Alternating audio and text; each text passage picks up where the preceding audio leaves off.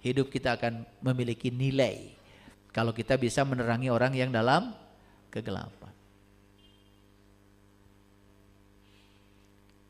Tak ada yang muncul setelah kegelapan kecuali cahaya. Tak ada yang muncul setelah kesedihan selain kebahagiaan. Karena Nabi Muhammad itu dalam sebuah hadis berbicara seperti ini. Kalau hari ini kamu sedang berlimpah, segalanya ada, hati-hati, karena di depanmu ada saat kamu tidak ada. Kalau kamu hari ini sedang tidak ada, berbahagialah katanya. Karena di depanmu ada saat kamu akan ada, asal kamu menjemputnya. Keren gak pepatah itu? Ya, cuman kita ini ya sadarnya kadang-kadang kalau lagi di sini aja. Makanya di depan saya tidak pakai batas suci supaya sadarnya keluar dari sini tetap. Kalau pakai batas suci khawatir di sini suci, di sana kotor lagi. Makanya nggak pakai batas di sana. Hanya masjid ini saya kira yang tidak pakai batas suci, nggak ada tulisan batas suci. Karena saya berharap sucinya terus, sadarnya terus di sini dan seterusnya. Ya, kita boleh takut saat melewati kegelapan. Ketika ada penderitaan, ada kesusahan, kadang-kadang di sini ada rasa takut kan? Betul nggak? Iya. Kita boleh takut saat melewati kegelapan. Tetapi kalau kita tidak mau melewatinya, kita tak akan pernah sampai pada cahaya yang kita inginkan. Kalau gitu, kegelapan itu harus dilewati. Betul nggak? Sama seperti tadi cerita sumur bor itu. Betul nggak? Ketika sekian meter ada batu, berhenti. Dapat air enggak? Enggak. Ketika dalam kegelapan kita berhenti, dapat cahaya enggak? Nah, kita ini sering berhenti. Tidak cocok dengan pasangan, sudah stop sampai di sini. Wah, padahal selangkah lagi kamu akan menemukan kebahagiaan. Yang sudah enggak apa-apa. Enggak usah disesali. Ya, coba seperti menggali sumur, terus saja. Sabar, sadar, sabar, sadar. Kenapa? Hukumnya sederhana. Kalau kita tidak bisa menerima yang tidak kita inginkan saat ini, yang tidak diinginkan itu akan datang lagi, datang lagi, datang lagi, dan lagi. Hati-hati ya. Dan kita tidak akan pernah jauh dari situ. Makanya masalah kita kan suka itu-itu saja, betul nggak? Karena setiap ada masalah dihindari, setiap ada masalah dihindari, maka kita akan ketemu dengan masalah yang serupa. Itu pesannya tidak bisa kita tangkap. Oke? Hanya ada dua cara untuk menyebarkan cahaya. Satu, jadi lilin. Dua, jadi cermin. Pilih mana? Jadi lilin atau jadi cermin? Hanya ada dua cara untuk menyebarkan cahaya. Jadi lilin atau jadi cermin. Pilih mana? Ya bagus dua-duanya. Kalau baru bisa jadi cermin gak apa-apa. Cermin itu tidak menyala. Cermin itu tidak terang. Cermin itu hanya memantulkan cahaya. Setiap cahaya datang pada cermin, saking lembutnya permukaan cermin itu dipantulkan. Ada hukumnya kalau di fisika, namanya hukum Snellius. Sudut datang sama dengan sudut pantul. Sinar datang pada cermin akan dipantulkan dengan sudut yang sama dengan sudut pantulnya. Seperti itu. Makanya kita bisa melihat bayangan di cermin. Jadi saking halusnya permukaan cermin, bayangan terbentuk. Tapi cermin bukan sumber cahaya. Cermin itu hanya memantulkan cahaya. Jadi memantulkan cahaya saja udah keren itu.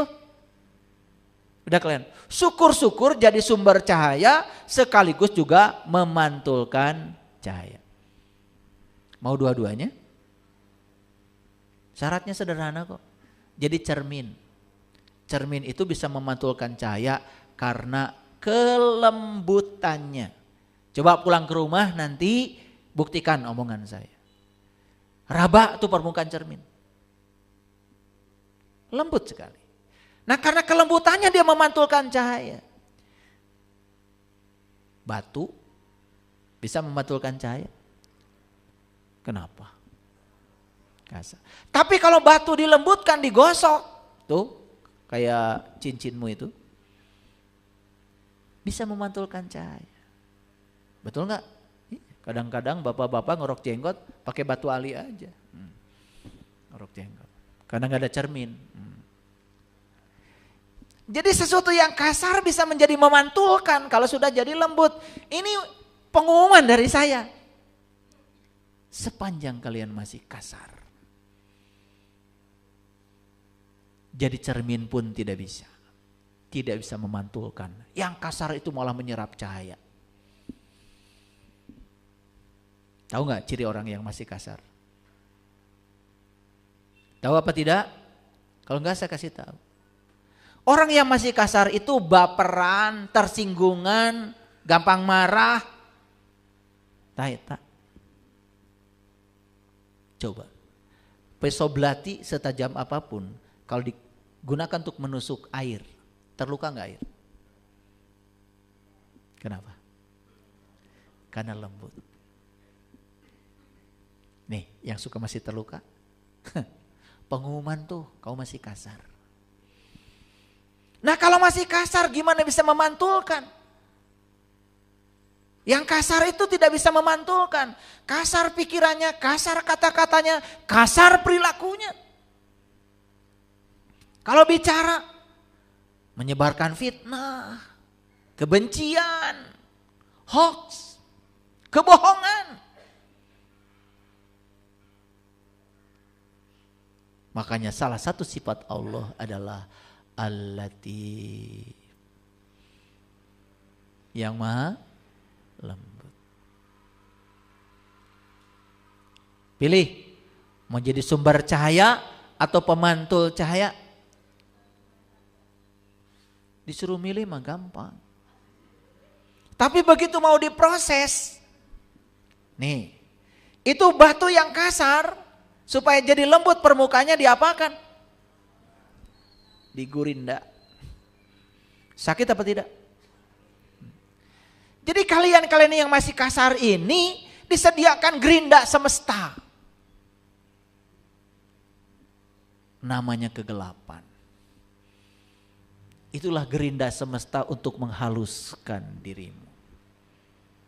Tapi setiap kali dihaluskan, nerima atau menolak? Jujur, menerima apa menolak? Nolak, makanya kasar terus. Yuk saya kasih tahu. Dapat suami atau istri yang berbeda dengan yang diinginkan. Ditolak atau diterima? Kalau ditolak selamanya kamu kasar. Tapi kalau diterima, oh saya dipasangkan dengan dia. Ini gerinda saya. Cara semesta menghaluskan diri saya. Ini cinta kasih Allah buat saya.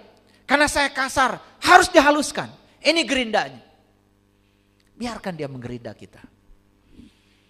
Sakit, sakit sementara waktu. Tapi nanti kamu akan berkilau.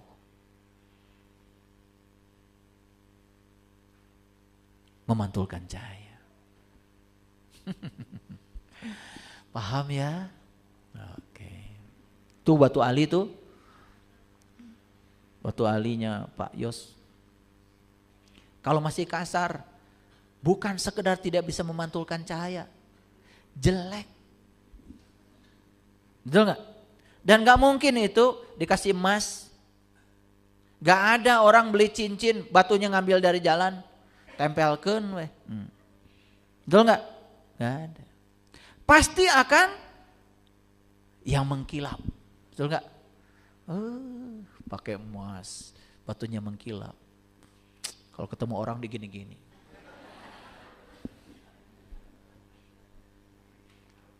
Emangnya berlian itu apa? Yang namanya berlian itu batu.